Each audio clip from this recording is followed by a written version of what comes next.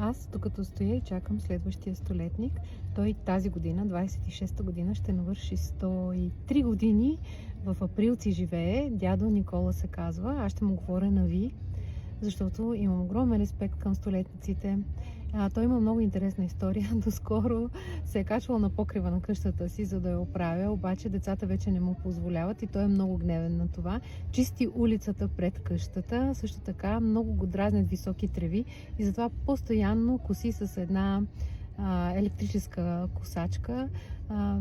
Два пъти през живота си е ходил на почивка, хора. Два пъти през живота си е ходил на почивка. Един път в Габрово и втори път в Банкя.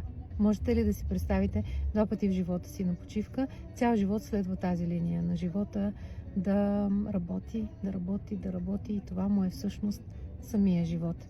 За него ще ви разкажа в повече в следващите видеа, а целият епизод може да гледате в отблизо по БНТ в неделя в 11.